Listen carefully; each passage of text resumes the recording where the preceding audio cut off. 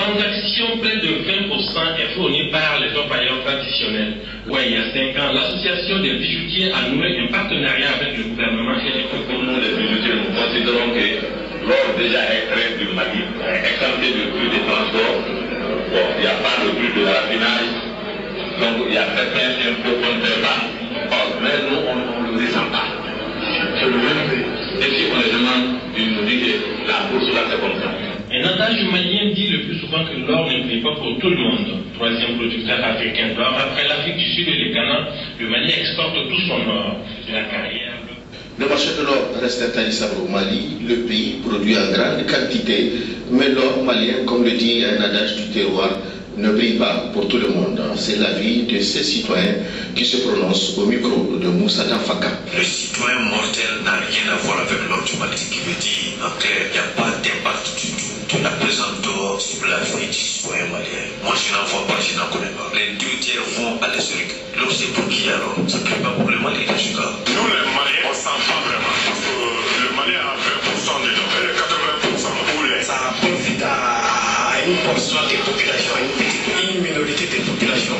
Sinon ce n'est pas tous les Maliens quand même qui en tirent bénéfice. Des profits aux grandes dames des clients qui trouvent les bijoux fabriqués au Mali plus chers que ceux importés. Reportage signé Elisabeth. Les bijoux fabriqués au Mali sont plus chers que ceux importés de Dubaï. Une situation que Aïchata Sissé trouve difficile à acheter un boucle de Dubaï. On a acheté ça à 7500. Et ici, quand tu demandes les prix, d'avoir les précisions qui étayent les textes, on prendrait le temps de téléphoner pour prendre rendez-vous, parce que ce n'est pas toujours prudent de débarquer chez quelqu'un avec armes et bagages et de s'entendre dire qu'il est en voyage ou bien qu'il ne veut pas parler.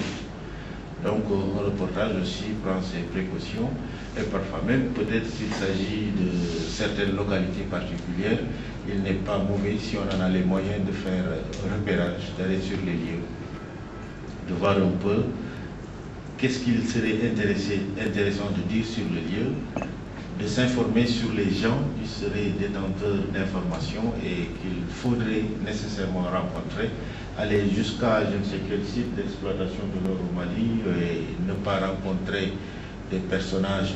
Bon, si vous allez chez Cissé et que vous interviewez seulement le directeur de la radio, une fois que vous êtes en train de rédiger, vous lui demandez une information supplémentaire, il vous dit ah oui, mais moi je suis aussi le président des orpailleurs, mais il est à 1000 km, qu'est-ce que vous allez faire?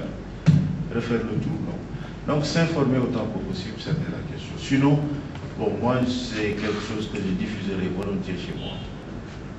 S'il y a du bon. Il y a des lacunes, mais c'est peut-être ça qui fait celle de ce genre de rencontre, que l'on puisse avoir des déficits et des défauts qui constituent un peu un point de discussion. Et comme je l'ai dit, c'est bien la préoccupation d'Aziz aussi. Bon, dès le début, j'ai dit, bon, nous faisons le même boulot. On essaie de se mettre à niveau ensemble.